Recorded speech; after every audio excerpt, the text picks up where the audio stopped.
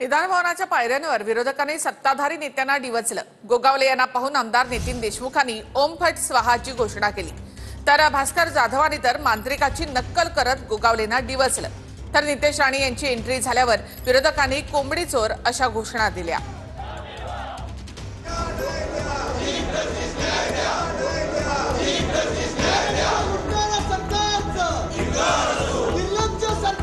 विधान भवनाच्या पायऱ्यांवर विरोधकांनी सत्ताधाऱ्यांना डिवचलं।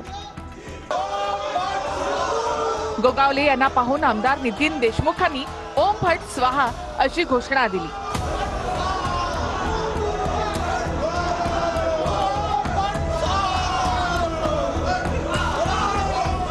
भास्कर जाधवांनी तर मांत्रिकाची नक्कल करत गोगावले यांना डिवचलं। काही दिवसांपूर्वी भरत गोगावलेंचे मांत्रिकासोबत पूजा करतानाचे 2 व्हिडिओ समोर आले होते। पालकमंत्री पदासाठी गोगावलेंनी अशी अघोरी पूजा केल्याचा आरोप विरोधकांनी केला होता। त्यावरूनच विरोधकांनी गोगावलेंची कोंडी करण्याचा प्रयत्न केला।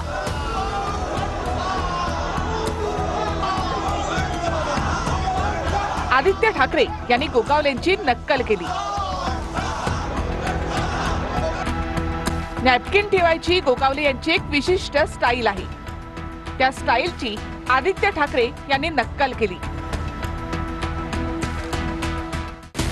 गोगावले यांच्यानंतर शिंदेच्या शिवसेनेचे आमदार संतोष बांगर यांची विधान भवनात एंट्री झाली। यावेळी सुद्धा विरोधकांनी पुन्हा एकदा ओम फट स्वाहा अशा घोषणा दिल्या।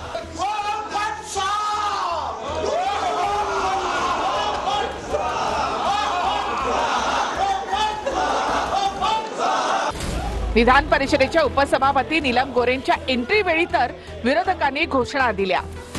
आदित्य ठाकरे यांनी मर्सिडीज असं म्हणताच गोरेंना डिवचलं।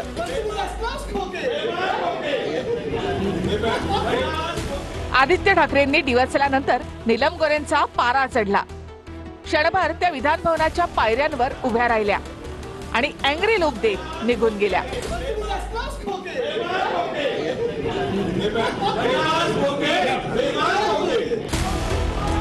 भाजप आमदार आणि मंत्री नितेश राणे यांच्या विरोधातही विरोधकांनी जोरदार घोषणा दिल्या।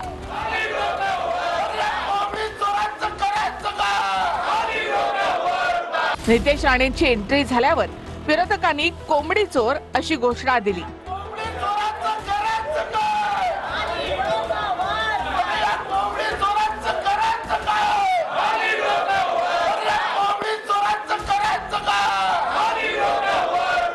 विरोधकांच्या घोषणा सुरू असतानाच महसूल मंत्री बावनकुळे यांचं आगमन झालं।